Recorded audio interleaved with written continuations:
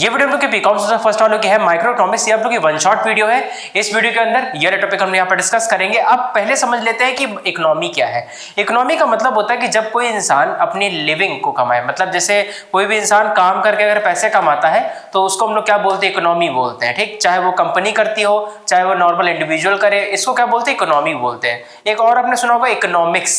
Economics का मतलब होता है जिसमें सारी एक्टिविटी इन्वॉल्व होती है, मतलब प्रोडक्शन भी इन्वॉल्व होता है, डिस्ट्रीब्यूशन इन्वॉल्व होता है, सेल्स इन्वॉल्व होता है, मतलब जिसमें सारी चीजें वो क्या होगा, इकोनॉमिक्स होगा। और जैसे अगर हम लोग कोई भी चीज को काम करके तब पैसे कमाए तो उसे क्या बोलते हैं, इकोनॉमिक्स बोलते हैं। इसके बाद देखिए अगला टॉपिक हम लोग का कि स्कैरसिटी क्या है। स्कैरसिटी का मतलब होता है कि जब हम लोगों के पास वो चीज कम हो जो भी मार्केट में है, उसे क्या बोलते हैं, स्कैरसिटी बोलते हैं। जैसे मतलब क्या हुआ कि मान लीजिए कि मोबाइल फोन है, मोबाइल फोन 100 लोगों को चाहिए लेकिन मोबाइल फोन अवेलेबल है केवल 90, तो इसका मतलब क्या हुआ, वहां पर स्कैरसिटी हुई, रिसोर्सेज की कमी है वहां पर, तो उसे हम लोग क्या बोलते हैं, स्कैरसिटी बोलते हैं। अगला टॉपिक है हम लोग का कि इकोनॉमी जो होती है वो भी 3 प्रकार की होती है। एक होती है आप लोग की मार्केट इकोनॉमी। मार्केट इकोनॉमी का मतलब होता है कि जहां पर सारे डिसीजन कौन ले, डिमांड सप्लाई ले, उसे क्या बोलते हैं हम लोग, मार्केट इकोनॉमी बोलते हैं। दूसरा आप लोग का central plan economy. Central plan का मतलब होता है कि जहां पर सारे डिसीजन कौन ले, गवर्नमेंट ले, उसे क्या बोलते हैं, सेंट्रल प्लान इकोनॉमी बोलते हैं। और तीसरा क्या है, मिक्स्ड इकोनॉमी। मिक्स्ड इकोनॉमी का क्या मतलब है, जहां पर गवर्नमेंट और प्राइवेट कंपनियां दोनों आपस में मिलकर डिसीजन ले। तो जैसे अपने इंडिया में क्या है, मिक्स्ड इकोनॉमी है, यहाँ पर जो प्राइवेट कंपनियां हैं वो भी यहाँ पर डिसीजन लेती हैं, गवर्नमेंट भी साथ में डिसीजन लेती है। ठीक है, इसके बाद देखिए अगला टॉपिक है कि इकोनॉमिक्स जो अभी हम लोग पढ़ रहे थे वो भी 2 कैटेगरी में डिवाइड होती हैं। एक होती है आप लोग की माइक्रो इकोनॉमिक्स और एक होती है मैक्रो इकोनॉमिक्स। माइक्रो का क्या मतलब, माइक्रो मतलब वर्ड से पता लग रहा है, माइक्रो का मतलब छोटी इकोनॉमिक यूनिट। जहां पर किसी एक इंसान की डिमांड सप्लाई को देखी जाए तो वहां पर हम लोग क्या बोलेंगे, माइक्रो इकोनॉमिक्स बोलेंगे। वहीं इसका उल्टा मैक्रो इकोनॉमिक्स का क्या मतलब होता है, जब हम लोग पूरी मार्केट की डिमांड सप्लाई को देखें तब वहां पर क्या होगा, मैक्रो इकोनॉमिक्स होगा। तो आप लोग एक शब्दों का थोड़ा ध्यान रखिए जो आपको वहां पर यूज करना है। आप लोग जब माइक्रो लिखेंगे तो माइक्रो में आप इंडिविजुअल वर्ड को लाइएगा, क्योंकि यहाँ पर किसी एक इंसान की डिमांड सप्लाई को देखा जाता है। और जब मैक्रो आप लोग लाएंगे तो मैक्रो में आप लोग एग्रीगेट को यूज करेंगे। एग्रीगेट का क्या मतलब होता है, होल, मतलब पूरा, उसे क्या बोलते हैं हम लोग, एग्रीगेट बोलते हैं। इसके बाद देखिए अगला टॉपिक आ जाता है कि सेंट्रल प्रॉब्लम ऑफ इकोनॉमी क्या होता है। सेंट्रल प्रॉब्लम ऑफ इकोनॉमी का मतलब होता है कि कोई भी देश हो उसकी ये 3 समस्या जरूर होती है। पहला है क्या प्रोड्यूस करना है, दूसरा कैसे प्रोड्यूस करना है और कौन प्रोड्यूस करेगा। तो यहाँ पर पहला आता है कि क्या प्रोड्यूस करना, मतलब what to produce. What to produce का मतलब है kind and quantity of production, मतलब कितने तरीके के और कितनी मात्रा के गुड्स हमें को बनाने हैं, उससे क्या बोलते हैं हम लोग, व्हाट टू प्रोड्यूस बोलते हैं। दूसरा हो गया आप लोग का how to produce. How to produce का क्या मतलब होता है कि कैसे प्रोड्यूस करना है। तो भाई 2 तरीके से ही कर सकते हैं आप लोग, या तो आप लेबर से बनवाइए या मशीन से बनवाइए, है ना। तो इसको वैसे बोलते हैं यहाँ पर कैपिटल इंटेंसिव और लेबर इंटेंसिव। कैपिटल इंटेंसिव तो आपको पता है मशीन से बनवाना, और लेबर इंटेंसिव क्या मतलब होता है, ये कोई इंसान बनाए, है ना। इसके बाद आता है for whom to produce. For whom to produce का क्या मतलब होता है, डिस्ट्रीब्यूशन करना। डिस्ट्रीब्यूशन का क्या मतलब होता है कि जैसे अगर मान लीजिए कोई भी इंसान है, कोई भी काम कर रहा है, तो उसके बदले आप क्या देंगे, उसको पैसा देंगे, उसे हम लोग क्या बोलते हैं, फॉर होम टू प्रोड्यूस बोलते हैं।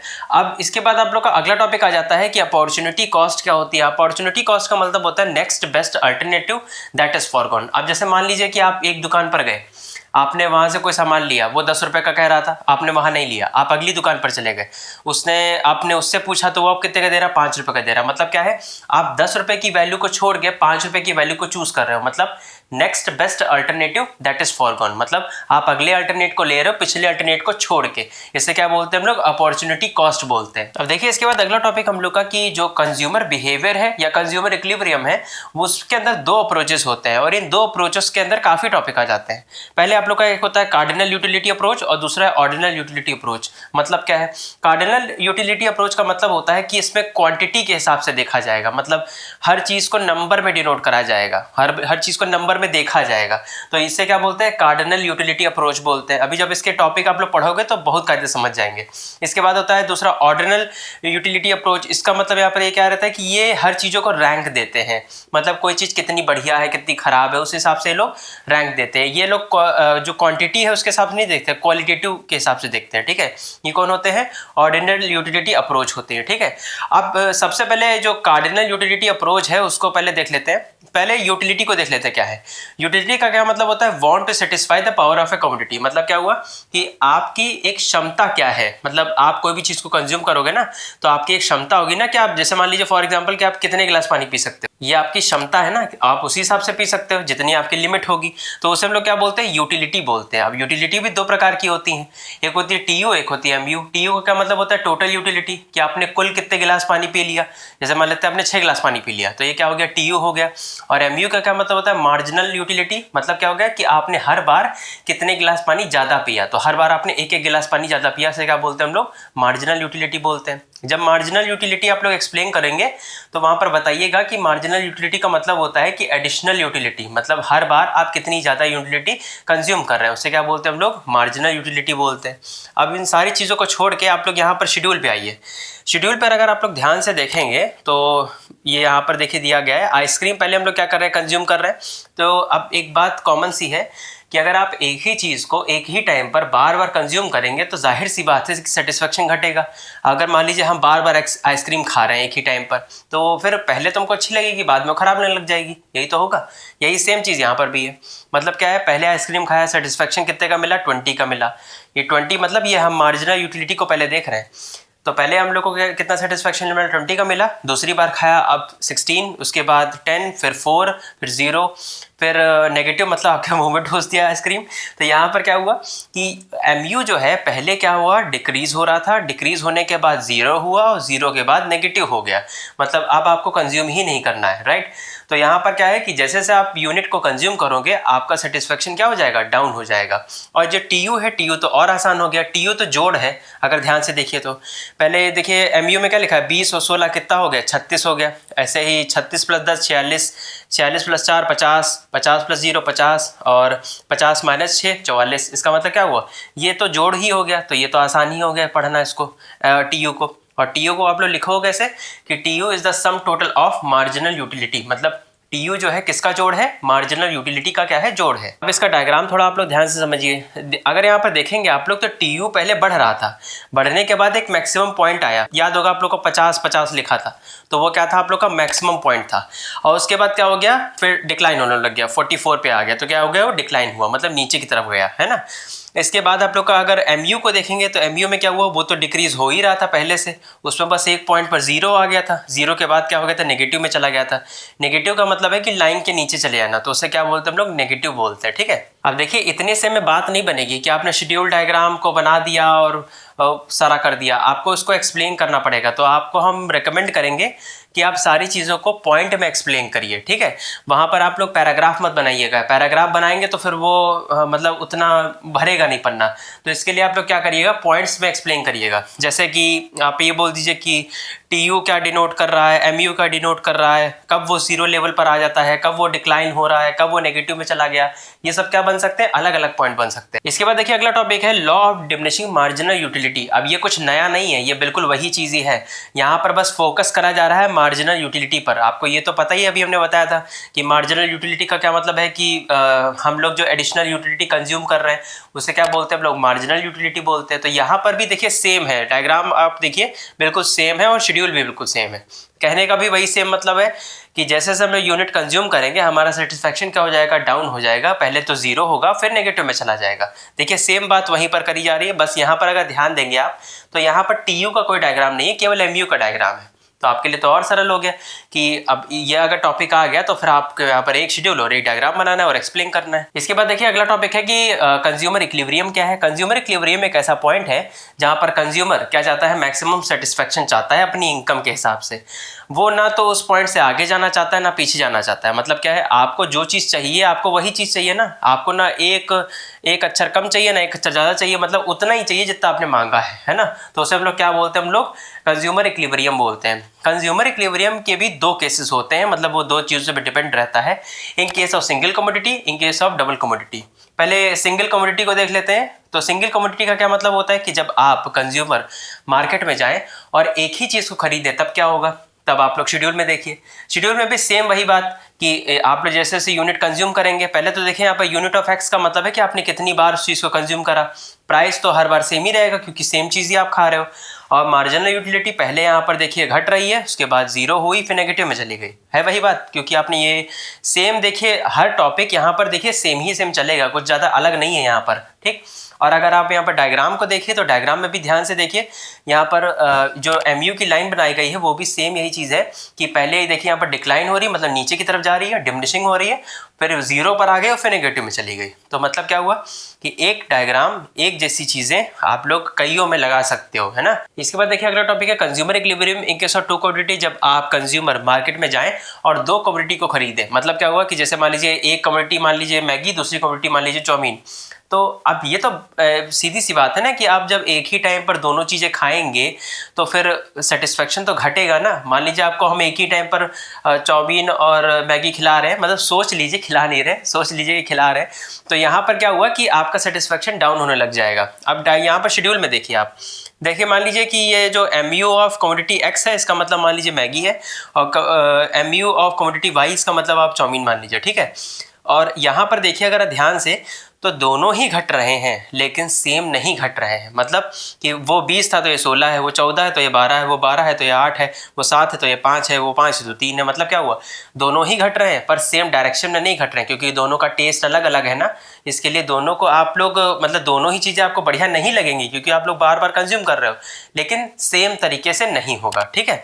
इसका देखिए शेड्यूल भी अगर आप लोग ध्यान से देखेंगे तो यहाँ पर भी देखिए सेम चीज़ है कि यहाँ पर दोनों ही डायग्राम एक टाइम पर, दोनों ही लाइन एक टाइम पर क्या हो रही हैं, पॉइंट कर रही हैं, जिसका पॉइंट क्या हो गया, ई हो गया। ई का मतलब क्या है, इक्विलिब्रियम, जब दोनों पॉइंट क्या हो गए, मीट कर गए, मतलब जुड़ गए। इसके बाद देखिए दूसरा अप्रोच, ये तो आप लोग का कार्डिनल अप्रोच था, अब है आप लोग का ऑर्डिनल अप्रोच, ठीक है। जो अभी आप लोगों ने पढ़ा था वो क्या है, कार्डिनल अप्रोच। अब क्या है ऑर्डिनल अप्रोच में, देखिए कौन से आते हैं। ऑर्डिनल अप्रोच में आप लोग के इंडिफरेंस कर्व हो गए। इंडिफरेंस कर्व जो है वो क्या होता है, अब देखिए इंडिफरेंस कर्व मतलब क्या है, इंडिफरेंस का मतलब क्या होता है कि जहां पर कोई भी अंतर ना हो, और कर्व का मतलब क्या है, एक तरीके का ग्राफिकल रिप्रेजेंटेशन जो आप लोग दिखाओगे उसको बना के, मतलब जो डायग्राम बना के दिखा रहे हैं आप लोग, उससे क्या बोलते हैं, ग्राफिकल रिप्रेजेंटेशन बोलते हैं। अगर प्रॉपर समझाया जाए तो क्या होता है कि देखिए इंडिफरेंस कर्व का क्या मतलब होता है, एक प्रकार का ग्राफिकल रिप्रेजेंटेशन जहां पर हम लोग दो बंडल्स ऑफ कमोडिटी लेते हैं, मतलब दो कमोडिटी को लेकर चलते हैं। अब यहाँ पर क्या होता है कि कंज्यूमर इनडिफरेंट होता है, मतलब अगर हम चाहे मान लीजिए मैगी है या चाउमीन है, दोनों में से हम कुछ भी कंज्यूम करें लेकिन मेरा सेटिस्फेक्शन सेम ही रहेगा लगभग, तो उसे हम लोग क्या बोलते हैं, इंडिफरेंस कर्व बोलते हैं, ठीक। अब यहाँ पर बात ये रहती है कि हम लोग एक चीज़ को कम करेंगे दूसरी चीज़ को बढ़ाएंगे। यहाँ पर देखिए ध्यान से शेड्यूल को अगर आप लोग ध्यान से देखेंगे तो यहाँ पर एप्पल है, बनाना है, भले ही यहाँ पर एक एप्पल खा रहे हैं या 15 बनाना खा रहे हैं लेकिन मेरा सेटिस्फेक्शन क्या है, सेम ही चल रहा है। या हम 2 एप्पल खा रहे हैं 10 बनाना खा रहे हैं तब भी मेरा सेटिस्फेक्शन क्या रहा है, सेम ही चल रहा है। क्योंकि आप लोगों ने, आपको हमने क्या बताया था कि जो आप लोग का ऑर्डिनल अप्रोच होता है वो किस पर चलता है, रैंक पे चलता है कि कोई भी चीज़ कितनी बढ़िया लग रही है, तो ये उस हिसाब से चलता है। यहाँ पर ये नंबर के हिसाब से नहीं चलता। और इसका अगर आप लोग डायग्राम को देखेंगे तो क्या है, डायग्राम में एक डाउनवर्ड स्लोपिंग बन रहा है ना। ये डाउनवर्ड स्लोपिंग का मतलब ऊपर से नीचे की ओर आ रहा है, इसको क्या बोलते हैं हम लोग, डाउनवर्ड स्लोपिंग बोलते हैं। इसके बाद देखिए अगला टॉपिक है इंडिफरेंस मैप। इंडिफरेंस मैप का मतलब कोई ज़्यादा खास नहीं है। इंडिफरेंस मैप का मतलब है कि आप लोग जब कई सारी IC बना दे तब उसे क्या बोलते हैं हम लोग, इंडिफरेंस मैप बोलते हैं। देखिए यहाँ पर एक IC1 है, एक IC2 है, एक IC3 है, मतलब क्या, ये इंडिफरेंस मैप कहा जाता है इसको। अब ये हमने बताया क्यों आप लोग को, आप लोग चाहें तो अगर मान लीजिए इंडिफरेंस कर्व वहाँ पर आ गया तो आप लोग क्या करेंगे कि ये जो डायग्राम है IC मैप का ये भी बताइएगा। ये IC मैप का मतलब होता है जहाँ पर डिफरेंट टाइप की IC होती हैं। अब ये गलत नहीं हुआ, ये तो उसी टॉपिक का हुआ ना, तो ये गलत भी माना नहीं जाएगा। इसके बाद देखिए प्रॉपर्टीज क्या होती है इंडिफरेंस कर्व की। अब देखिए सबसे पहला तो आप लोगों ने पहले ही देखा था, indifference curve is always convex to origin. वो जो पॉइंट था, वो जो लाइन थी जो बन रही थी वो क्या थी, कॉन्वेक्स थी, कॉन्वेक्स वाली लाइन थी, उसे क्या बोलते हैं, कॉन्वेक्स टू ओरिजिन बोलते हैं, ठीक। क्योंकि वो क्या हो रही, धीरे धीरे घटती जा रही है। इसके बाद है indifference curve is downward. Downward का मतलब होता है ऊपर से नीचे की ओर आ रही है, तब उसे हम लोग क्या बोलते हैं, डाउनवर्ड बोलते हैं। और तीसरा आप लोग का higher indifference curve represent higher level of satisfaction. मतलब क्या है, जैसे जैसे इंडिफरेंस कर्व आगे बढ़ेगा जो हमारा सेटिस्फेक्शन है वो भी क्या होगा, आगे बढ़ेगा, है ना। इसके बाद अगला आ जाता है आप लोग का point, indifference curve can never intersect each other. मतलब दो इंडिफरेंस कर्व एक साथ काट नहीं सकते एक दूसरे को। अब यहाँ पर डायग्राम पर देखिए, क्या ऐसा बन सकता है कभी, नहीं, क्योंकि आपको पता है कि इंडिफरेंस कर्व जो होता है वो अलग अलग होता है ना, तो वो बीच से क्यों काटने लग जाएगा। इसके बाद देखिए अगला टॉपिक है कि बजट लाइन क्या होती है। बजट लाइन का मतलब होता है कि एक तरीके का ग्राफिकल रिप्रेजेंटेशन जहां पर वो एक लाइन क्या डिनोट करती है कि हमारे पास कितनी इनकम है। तो आप लोग ये कह सकते हो कि इनकम बराबर जो आपने कंज्यूम किया वो क्या था, आपका बजट था। मान लीजिए आपके पास 10 रुपये थे और आपने 10 रुपये की कोई चीज़ खा ली, तो वो एक तरीके से आपका बजट है ना, उसके हिसाब से ही आप लोग खरीद पाए हो, खा पाए हो, तो उसे हम लोग क्या बोलते हैं, बजट लाइन बोलते हैं। ठीक, अगर यहाँ पर ध्यान से आप लोग शेड्यूल को देखेंगे तो यहाँ पर भी देखिए एप्पल बनाना 2 चीज़ें ली गई हैं। अब यहाँ पर डिफरेंट टाइप के कॉम्बिनेशन है, लेकिन एक ध्यान से एक चीज़ देखिए, यहाँ पर लिखी हुई है money spend is equal to income लिखा हुआ है। इसका मतलब क्या हुआ, आपने जितना खर्चा किया आपकी उतनी ही इनकम थी, तो उसे हम लोग क्या बोलते हैं, बजट बोलते हैं। ठीक, अब यहाँ पर देखिए एक सीधी सी लाइन बनी हुई है, क्योंकि हर बार आपका बजट क्या है, एक ही तरीके का बना हुआ है।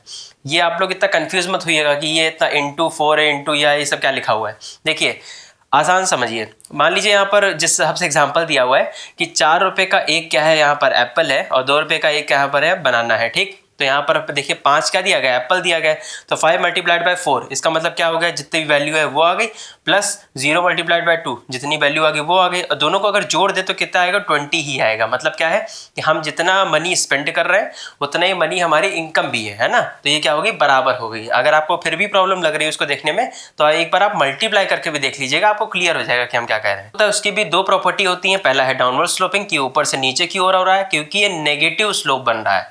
नेगेटिव स्लोप का मतलब क्या होता है, ऊपर से नीचे की जो ओर आएगा तब वो क्या कहलाएगा, नेगेटिव स्लोप कहलाएगा। और जो स्ट्रेट लाइन है, स्ट्रेट लाइन रिप्रेजेंट करती है कि जो प्राइस होता है वो बार बार चेंज नहीं हो रहा है, वो कांस्टेंट है, एक जैसा ही है, तो उसे क्या बोलते हैं, स्ट्रेट लाइन बोलते हैं। ठीक है, इसके बाद देखिए अगला टॉपिक है कि डिमांड क्या होता है। डिमांड देखिए 4 चीज़ों से मिलकर बना है। क्वांटिटी ऑफ कमोडिटी की कितना माल खरीदना है, विलिंगनेस टू बाय का मतलब आप जो खरीदना चाहते हो, या तीसरा है प्राइस ऑफ कमोडिटी का मतलब होता है कि उस दाम पर जो आप खरीदना चाहते हो।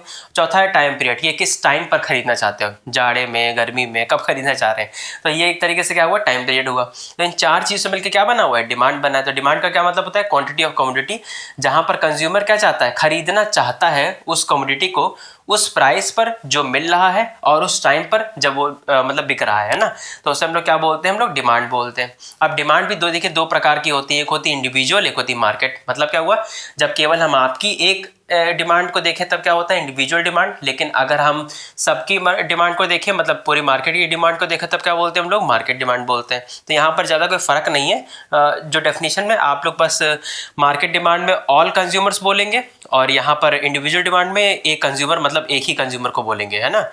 अब जो इंडिविजुअल डिमांड होते हैं उसके भी कई सारे डिटर्मिनेंट्स होते हैं। पहला है आप लोग का प्राइस ऑफ गिवन कमोडिटी। अब देखिए प्राइस ऑफ गिवन कमोडिटी जितनी होगी, कम होगी, ज़्यादा होगी, या जैसा भी होगा, वो उसके हिसाब से आप लोग कम या ज़्यादा खरीदोगे। अगर प्राइस यहाँ पर कम होगा तो आप ज़्यादा खरीदोगे, प्राइस ज़्यादा होगा तो कम खरीदोगे। तो इसे क्या बोलते हैं हम लोग, प्राइस ऑफ गिवन गुड या प्राइस ऑफ गिवन कमोडिटी, कि अभी की कमोडिटी की प्राइस कितनी है। दूसरा है price of related goods. Price of related goods के अंदर 2 चीज़ें आती हैं, एक होता है सब्स्टिट्यूट, एक होता है कॉम्प्लीमेंट्री। सब्स्टिट्यूट का क्या मतलब होता है, सब्स्टिट्यूट का मतलब है कि आप जब एक चीज़ को छोड़ के दूसरी चीज़ को पकड़ लो। मतलब क्या हो गया, जैसे मान लीजिए आपने चाय की जगह कॉफ़ी पीने लग गए, तो ये क्या हो गया, आप लोग का सब्स्टिट्यूट हो गया। कि अगर चाय की डिमांड मान लीजिए बढ़ जाती है, सॉरी चाय की मतलब डिमांड या प्राइस बढ़ जाती है, तो ऐसे केस में क्या होगा, यहाँ पर जो दूसरा है कॉफ़ी, आप लोग क्या करोगे, उसको अडॉप्ट कर लोगे, है ना। और दूसरा आप लोग का है कॉम्प्लीमेंट्री गुड्स। कॉम्प्लीमेंट्री का क्या मतलब होता है, इन कॉम्बिनेशन यूज़ करना। मतलब जैसे कार का पेट्रोल, पेन की इंक। अब जैसे पेट्रोल का दाम बढ़ गया तो अब फिर आप कार या बाइक जो भी होगी उसको खरीदना थोड़ा सा कम करोगे, है ना। तो ये क्या है, कॉम्प्लीमेंट्री गुड्स में आता है। इसके बाद देखिए अगला पॉइंट है आप लोग का इनकम ऑफ कंज्यूमर की कंज्यूमर की इनकम अगर ज़्यादा है तो क्या खरीदेगा, ज़्यादा खरीदेगा, कम है तो क्या करेगा, कम खरीदेगा, है ना।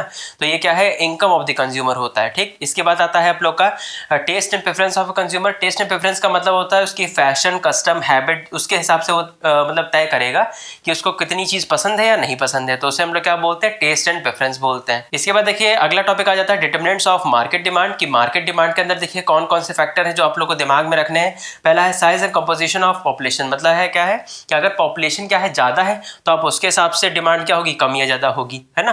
दूसरा है आप लोग का season and weather. Season weather का मतलब होता है कि जैसे अभी विंटर सीजन के अंदर या जो समर सीजन उसके अंदर कपड़ों की डिमांड कम या ज़्यादा होती है, उसके हिसाब से आप तय करते हो कि आपको खरीदना है या नहीं खरीदना है। इसके बाद है distribution of income.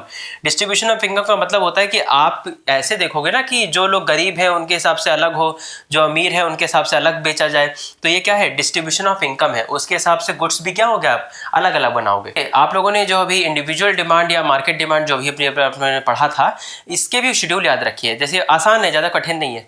Individual demand के अंदर देखिए पहले क्या है, अब सीधी सी बात है कि प्राइस ज़्यादा होगी तो डिमांड कम होगी, है ना। तो यहाँ पर भी तो देखो सेम ही तो है। प्राइस यहाँ पर 5 है तो डिमांड कितनी, 1 ही है। प्राइस यहाँ पर 4 है तो डिमांड कितनी है, 2 है। प्राइस यहाँ पर 3 है तो डिमांड भी कितनी, 3 है। प्राइस यहाँ पर 2 है, डिमांड कितनी, 4 है। प्राइस 1 है तो डिमांड 5 है। इसका मतलब क्या हो गया कि प्राइस के बढ़ने से डिमांड क्या हो रही, कम हो रही है ना। इसके बाद दूसरा आप लोग का है मार्केट डिमांड। मार्केट डिमांड के अंदर देखिए क्या है कि यहाँ अब मार्केट है तो इसका मतलब ही क्या हुआ कि यहाँ पर आप मान लीजिए एक से ज़्यादा यहाँ पर कंज्यूमर होंगे। तो हमने यहाँ पर देखिए यहाँ पर क्या करा, 2 ले लिया, एक हाउस होल्ड ए, एक हाउस होल्ड बी। तो यहाँ पर क्या हो गया, 2 कंज्यूमर हो गए। सेम वही बात कि प्राइस अगर बढ़ेगा तो फिर जो डिमांड होगी वो कम होगी। अगर ध्यान से देखेंगे तो देखिए वही हो रहा है।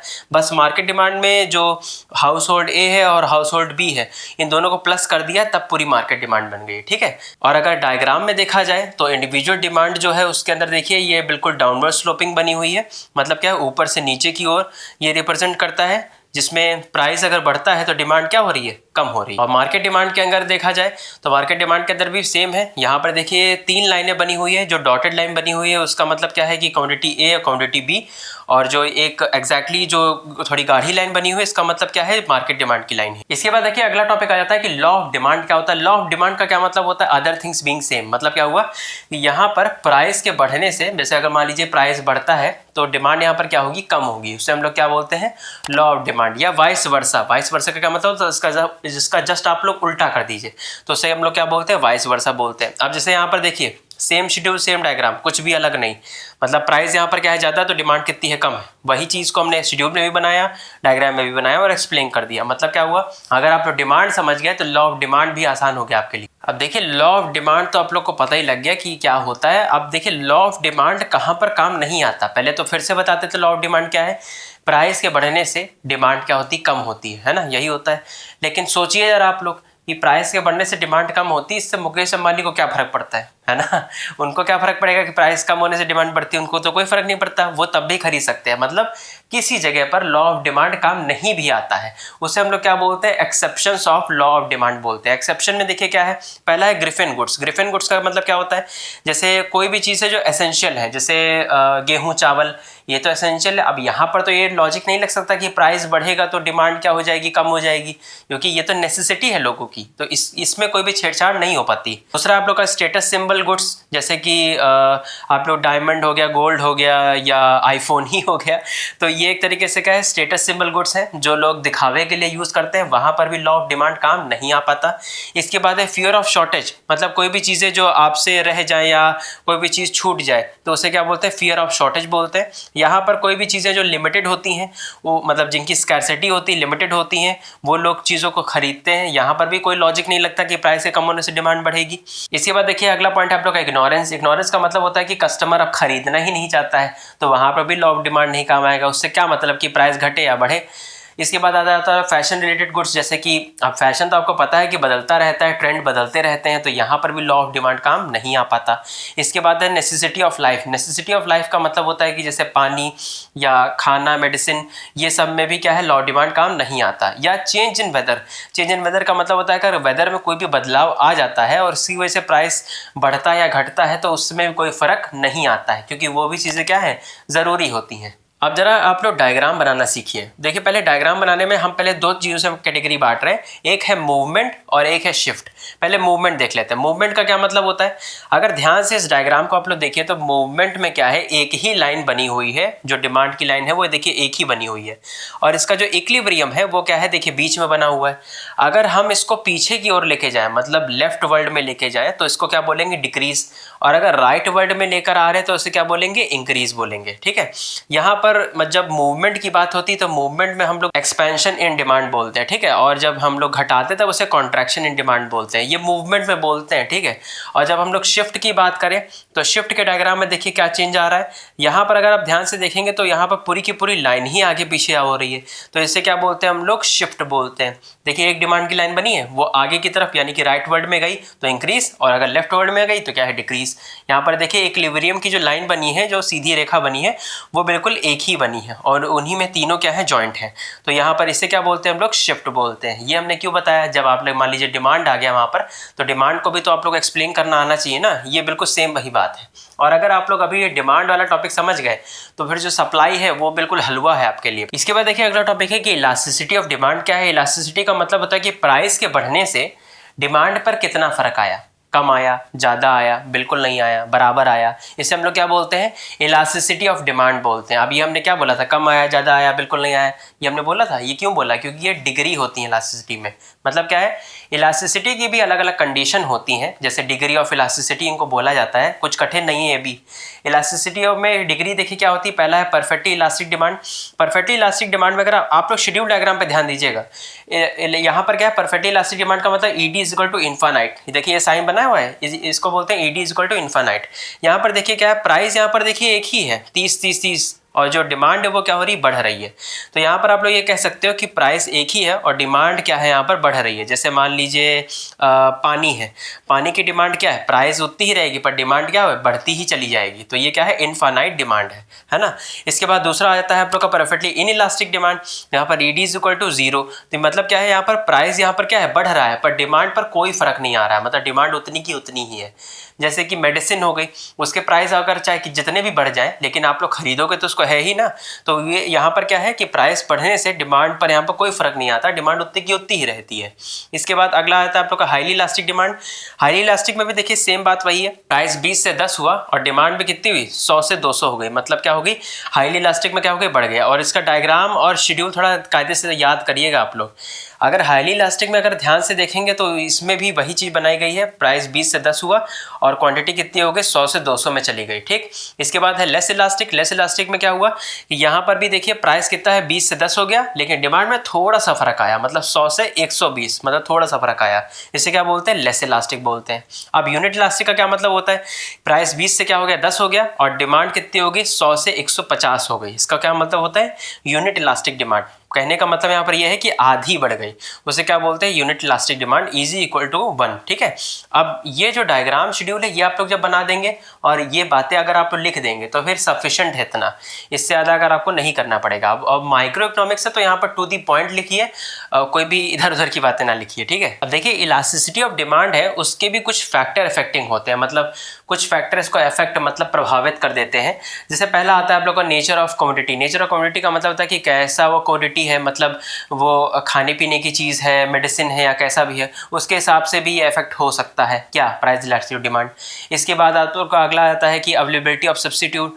अगर सब्स्टिट्यूट अवेलेबल है तब भी क्या है, ये इफेक्ट हो जाएगा, मतलब प्रभावित हो जाएगा, क्योंकि इसमें आप कोई अगर एक चीज़ नहीं मिली तो आप दूसरी खरीद लोगे, उसे तो बोलते हैं हम लोग सब्स्टिट्यूट। इसके बाद आता है इनकम लेवल। अगर कंज्यूमर की इनकम कम होगी तो कम खरीदेगा, ज़्यादा होगी तो ज़्यादा खरीदेगा, यहाँ पर भी इफेक्ट होंगी ये सारी बातें। इसके बाद है level of price. Level of price का मतलब होगा अगर वो चीज़ कॉस्टली है, जैसे मान लीजिए एसी हो गया, लैपटॉप हो गया, ऐसी चीज़ें हो गई, तो अगर कॉस्टली है तो वहाँ पर भी जो डिमांड होगी उसके हिसाब से ही चलेगी, मतलब आप खरीदोगे या नहीं खरीदोगे उसके हिसाब से आप तय करोगे कि प्राइस ज़्यादा है तो डिमांड यहाँ पर क्या होगी, कम होगी। इसके बाद अगला है पोस्टपोन्ड ऑफ कंजम्पशन। इसका मतलब क्या होता है, ये कुछ चीज़ें ऐसी होती हैं जो आप लोग अपने मतलब कोई मतलब ज़रूरी नहीं है आप लोग उसको लेते हो अपने नेसेसिटी के लिए। जैसे मान लीजिए बिस्किट हो गया, कोल्ड ड्रिंक हो गया, अब ये कोई नेसेसिटी तो नहीं है आपकी ना, ये तो आप लोग बस खाते हो ऐसे ही। तो ये क्या है, ऐसे कंजम्पशन को आप लोग क्या करते हो, डिनाई भी कर सकते हो, मतलब इसको नहीं भी ले सकते। अब देखिए इसके बाद अगला पॉइंट है आप लोग का कि प्रोडक्शन क्या होता है। प्रोडक्शन का मतलब होता है ट्रांसफॉर्मेशन। मतलब क्या है, इनपुट से जब हम लोग आउटपुट में कोई भी चीज़ को कन्वर्ट कर देते हैं उसे क्या बोलते हैं, प्रोडक्शन बोलते हैं। रॉ मटेरियल है मेरे पास, हमने उस गुड्स को बनाया तो वो क्या हो गया, फिनिश्ड गुड्स बन गया, उसे क्या बोलते हैं, प्रोडक्शन बोलते हैं। अब जो प्रोडक्शन है वो भी दो कैटेगरी में, यानी कि दो फैक्टर्स में डिवाइड हो गया। एक होता है वेरिएबल फैक्टर और एक होता है फिक्स फैक्टर। वेरिएबल फैक्टर का मतलब होता है जो बदलता रहता है, जैसे मान लीजिए लेबर है बदलते रहेंगे, रॉ मटेरियल है बदलता रहेगा, पावर है या फ्यूल है, ये सब चीज़ें चेंज होती रहेंगी, इन्हें क्या बोलते हैं, वेरिएबल फैक्टर। लेकिन फिक्स फैक्टर जो एक ही जैसी चीज़ें रहती हैं, जैसे मान लीजिए बड़ी बड़ी मशीन हो गई वो तो उसी जगह पर रहेंगी, बिल्डिंग हो गई और वो चलने तो नहीं लगेंगी, या जमीन हो गई कोई भी, तो ये क्या होते हैं, फिक्स फैक्टर होते हैं। तो ये फिक्स फैक्टर हो गए, वेरिएबल फैक्टर, ये भी आप लोग को पता लग गया। टॉपिक का नाम है law of variable proportion. Law of variable proportion का क्या मतलब होता है? आसान है, ये भी कठिन नहीं है कोई। अब एक बात बताइए आप ही लोग, अगर एक ज़मीन पर काम हो रहा है, मान लीजिए आपका मान लीजिए घर बन रहा है, वो ज़मीन है ठीक, उसमें लेबर आपने क्या करा, एम्प्लॉय करा, आपने एक लेबर लगाया, काम बढ़िया हो रहा है, आपको लगा कि लेबर थोड़े और लगाने चाहिए, तो आपने 2 लेबर लगा लिया, अब आपका काम और तेज होने लग गया। फिर आपने सोचा कि तो लेबर थोड़े और लगा देते हैं, आपने 3 लेबर लगा दिया, अब काम हो रहा है पर उतना नहीं हो रहा है। फिर आपने 4 लेबर लगा दिया, अब काम थोड़ा और कम हो रहा है। फिर आपने 5 लेबर लगा दिया, अब काम हो ही नहीं रहा है। फिर आपने जब 6ठा लेबर लगाया तो वो काम कर नहीं रहे, उल्टा नुकसान कर रहा है। यही सेम टॉपिक ये भी है। अब देखिए यहाँ पर क्या है, फिक्स फैक्टर का क्या मतलब होता है, लैंड मतलब ज़मीन, वो हर बार तो 1 मतलब एक ही एक है। वेरिएबल फैक्टर क्या हो रहा है, धीरे धीरे बढ़ते चले जा रहे हैं। जैसे पहला क्या हुआ, पहले मान लीजिए वेरिएबल फैक्टर 1 था, मतलब एक लेबर को लेकर आए तो वो कितना यूनिट बना रहा है, 10 यूनिट बना रहा है। हम यहाँ पर एमपी देख रहे हैं, ठीक है, तो यहाँ पर देखिए एमपी में अगर ध्यान से देखिए तो यहाँ पर लिखा हुआ 10 लिखा हुआ है, मतलब अगर आपने एक लेबर को लेके आए तो उसने कितनी यूनिट बनाई, 10 यूनिट बनाई। जब दूसरे को लेकर आए तो उसने कितनी बनाई, 20 की बनाई। तीसरा लेकर आ गया, उसने कितनी बनाई, 15 यूनिट बनाई। चौथा लेकर आए तो किसने कितनी बनाई, 7 यूनिट बनाई। पांचवा लेके आए तो अब कितना, वो बना ही नहीं रहा, काम ही नहीं कर रहा कुछ भी। और जब 6ठी यूनिट लेके आ गए तो इसको ये क्या कर रहा है, वो काम नहीं कर रहा, उल्टा नुकसान कर रहा है। तो ये क्या हो गया, नेगेटिव में हो गया। तो यहाँ पर 3 फेस देख लिया आगे।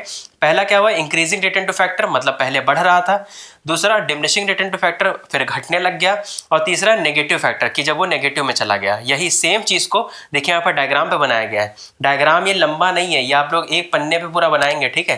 पहले देखिए यहाँ पर टीपी यानी कि टोटल प्रोडक्ट क्या हो रहा है, बढ़ रहा है। बढ़ने के बाद फिर यहाँ पर घटने लग गया। और एमपी में देखिए क्या है, एमपी भी पहले बढ़ा था, बढ़ने के बाद एक मैक्सिमम पॉइंट पर आया और उसके बाद क्या हो गया, डिक्लाइन हुआ। डिक्लाइन के बाद क्या हो गया, नेगेटिव में चला गया। ये क्या हो गया, एमपी में आ गया। और ये एक में इसके लिए बनाया गया, देखिए यहाँ पर लाइन को जोड़ा गया है दोनों डायग्राम के। बस ये बताया जा रहा है कि एक पॉइंट पर दोनों लोग क्या हो रहे हैं, सेम मीट कर रहे हैं, मतलब सेम तरीके से दिख रहे हैं। इसके लिए क्या कर दिया गया, इसको लाइन से बनाया जाता है, ठीक। और यही 3 कंडीशन आप लोग एक्सप्लेन करेंगे, increasing return two factor, decreasing और ये आप लोग का नेगेटिव। ये आप लोग क्या करोगे, एक्सप्लेन करोगे, इससे थोड़ा बढ़ जाएगा कंटेंट। इसके बाद अगला टॉपिक आप लोग का लॉ ऑफ डिमिनिशिंग रिटर्न। ये भी बिल्कुल सेम है, कुछ अलग नहीं है। देखिए यहाँ पर क्या है, फिक्स फैक्टर यानी कि लैंड, ये क्या रहेगी, एक ही रहेगी।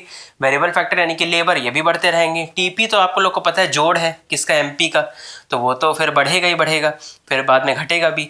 तो एमपी को आप लोग देखिए वो मेन है। एमपी में क्या हुआ, पहले 12, फिर 10, फिर 8, फिर 6, फिर 4, इसका मतलब क्या हुआ, घट रहा है। और टीपी क्या है, टीपी पहले क्या हो रहा है, बढ़ रहा है, बढ़ने के बाद फिर नेगेटिव में चला गया। पहले फिलहाल के लिए यहाँ पर एमपी का डायग्राम बनेगा। तो एमपी के डायग्राम में देखिए हमने सीधी लाइन बना दिया और ये बता दिया कि ये क्या हो रहा है, डिमिनिशिंग हो रहा है, मतलब घट रहा है। इसके लिए हमने क्या दिखाया, केवल घटते हुए में दिखाया, नेगेटिव को नहीं दिखाया। इसके बाद देखिए अगला टॉपिक आ जाता है रिटर्न टू स्केल या law of return to scale. बात वही है, कुछ अलग नहीं है। यहाँ पर भी सेम वही चीज़ है कि आउटपुट यहाँ पर भी बदल रहा है, मतलब जो इंसान काम कर रहा है वो आउटपुट देगा ना, तो आउटपुट बदल रहा है। क्योंकि हम लोग लेबर को जब ज़्यादा लगा रहे हैं तो आउटपुट भी हमारा क्या हो रहा है, कम हो रहा है। ये सेम बात यहाँ पर भी वही बोली गई है law of return to scale में, बस इसको लॉन्ग रन में बोला जाता है, आप लोग ये कह सकते हो। इसके बाद देखिए अगला टॉपिक आ जाता है कि कॉस्ट क्या होती है। कॉस्ट का मतलब सिंपल है, मतलब एक्सपेंडिचर, मतलब खर्चा करना। कोई भी चीज़ को अगर हम बना रहे हैं तो उसकी लागत होती है, उसे हम लोग क्या बोलते हैं, कॉस्ट बोलते हैं। कॉस्ट भी देखिए 2 कैटेगरी में डिवाइड हुआ, एक होता है आप लोग का एक्सप्लिसिट और एक होता है इम्प्लिसिट। एक्सप्लिसिट का क्या मतलब होता है, अब जैसे अगर मान लीजिए आपने कोई मान लीजिए वेजेस देना है अपने एम्प्लॉय को, तो या सॉरी एम्प्लॉय को नहीं, लेबर को वेजेस देना है। एम्प्लॉय को तो हम लोग सैलरी देते हैं, तो यहाँ पर क्या है कि वेजेस अगर आपको देखना है लेबर को तो उसे क्या बोलते हैं, एक्सप्लिसिट कॉस्ट बोलते हैं। और इम्प्लिसिट का क्या मतलब होता है, अगर मान लीजिए आपको कोई रेंट देना है अपनी, कोई मान लीजिए कोई बिजनेस में आपको रेंट देना है, तो वो क्या था, इम्प्लिसिट कॉस्ट है। तो कह सकते हैं कि बिजनेस के अंदर की कॉस्ट को क्या बोलेंगे हम लोग, इम्प्लिसिट, और बिजनेस की बाहर की कॉस्ट को क्या बोलेंगे, एक्सप्लिसिट बोलेंगे। अब यहाँ पर आप लोग को ये समझना पड़ेगा कि शॉर्ट रन के अंदर 2 कॉस्ट होती हैं जो आप लोग को पहले से पता है। कैसे, फिक्स कॉस्ट और वेरिएबल कॉस्ट। फिक्स कॉस्ट का मतलब होता है एक बार खरीदा, काम खत्म। और वेरिएबल का मतलब होता है बार बार खरीदना पड़ेगा। कोई जमीन है, उसको एक बार खरीद लिया, काम खत्म हो गया, वो क्या हो गया, फिक्स्ड कॉस्ट है आप लोग की। और वेरिएबल कॉस्ट का क्या मतलब होता है, जो हर बार लगती जाती है। जैसे लेबर जितनी बार आएंगे उतनी बार वो पैसे लेंगे। ऐसे ही मान लो इलेक्ट्रिसिटी है, जितनी बार उसको यूज़ करेंगे खर्चा होगा, तो ये क्या है, वेरिएबल कॉस्ट होती है। यहाँ पर भी आपको एक चीज़ समझनी पड़ेगी, एक होता है आप लोग का TFC यानी कि टोटल फिक्स कॉस्ट। इसका क्या मतलब होता है, हर बार जब आप लोग चीज़ें खरीदोगे तो क्या होगा, एक ही तरीके से होगा। आपने एक बार एक ज़मीन खरीद लिया, काम खत्म हो गया। तभी यहाँ पर देखिए शेड्यूल में देखिए क्या है, आउटपुट यहाँ पर क्या बढ़ रहा है, पर TFC क्या है, एक ही जैसा है, क्योंकि भाई ज़मीन तो ज़मीन रहेगी ना, वो बार बार ना ही चलेगी ना ही वो बिकती रहेगी। यहाँ पर देखिए डायग्राम भी बिल्कुल सेम चीज़ बना गया है। ये एक तरीके की हॉरिजेंटल लाइन होती है कि बिल्कुल सीधी रेखा होती है, इसमें कोई भी बदलाव नहीं होता, ये हर बार सेम ही जैसी रहती है, मतलब कांस्टेंट। और टोटल वेरिएबल कॉस्ट या वेरिएबल कॉस्ट आप जो भी बोल लीजिए, इसका क्या मतलब हुआ कि यहाँ पर जैसे जैसे आउटपुट भी बढ़ेगा वैसे वैसे कॉस्ट भी क्या होगी, बढ़ती चली जाएगी। इसे क्या बोलते हैं, TFC बोलते हैं। यहाँ पर ये देखिए एस शेप का बना होता है, इसको एस शेप कहा जाता है। यहाँ पर इसका मतलब ये रहता है कि ये इंक्रीज होता है लेकिन ये डिक्रीजिंग रेट से होता है। मतलब क्या हो गया कि ये बढ़ तो रहा है, देखिए आउटपुट तो बढ़ रहा है लेकिन कॉस्ट भी बढ़ रही है। इसका मतलब क्या हुआ, वो डिक्रीजिंग रेट हुआ आपका, मतलब नुकसान भी वहाँ पर हो रहा है साथ ही साथ। ठीक, अब जो आप लोग का टोटल कॉस्ट है आप लोग का, उसका क्या मतलब क्या होता है, टोटल कॉस्ट का मतलब होता है कि दोनों चीज़ों को जोड़ दिया, मतलब फिक्स्ड कॉस्ट और वेरिएबल कॉस्ट को जोड़ दिया तो क्या बन गया आप लोग का, टोटल कॉस्ट बन गया। टोटल कॉस्ट आप लोग यहाँ पर शेड्यूल में ही मेरे ख्याल से समझ पा रहे होंगे कि जोड़ा ही गया है दोनों लोग को। और डायग्राम में भी मेरे ख्याल से समझ में आ रहा होगा कि जो TC होगा वो TVC से भी ज़्यादा होगा। ठीक, हम कोशिश कर रहे हैं कि आप लोग को आराम से आ जाए। आप लोग शेड्यूल डायग्राम थोड़ा आराम से देख लीजिएगा वीडियो को पॉज करके। इसके बाद अगला आप लोग का पॉइंट जाता है कि मार्जिनल कॉस्ट क्या होता है। मार्जिनल कॉस्ट का मतलब होता है कि हर बार कितनी कॉस्ट ज़्यादा लग रही है, उससे क्या बोलते हैं हम लोग, मार्जिनल कॉस्ट बोलते हैं। तो यहाँ पर क्या है, बस सिंपल सा बस माइनस करा जाता है मार्जिनल कॉस्ट में ऊपर से नीचे को, तो उसे हम लोग क्या बोलते हैं, हम लोग मार्जिनल कॉस्ट को बोलते हैं। सेम वहाँ पर फॉर्मूला देखिए TCN-TCN-1, तो ये फॉर्मूला आप लोगों का किसके लिए होता है, आप लोग का मार्जिनल कॉस्ट के लिए होता है हम लोग का। तो इसमें बस माइनस करना है और ये जानना है कि बीच में डिफरेंस कितना आ रहा है, कि पहला कॉस्ट किया दूसरा कॉस्ट किया, उस बीच में कितना फर्क आ रहा है, उसे हम लोग क्या बोलते हैं, मार्जिनल कॉस्ट बोलते हैं। अगला टॉपिक आ जाता है हम लोग का कि सप्लाई क्या होता है। इसके पहले हमने देखिए क्या कहा था कि डिमांड अगर आ गया तो सप्लाई भी आ जाएगा। देखिए सप्लाई का मतलब क्या है, क्वांटिटी ऑफ क्वांटिटी का मतलब कितना माल बेचना है।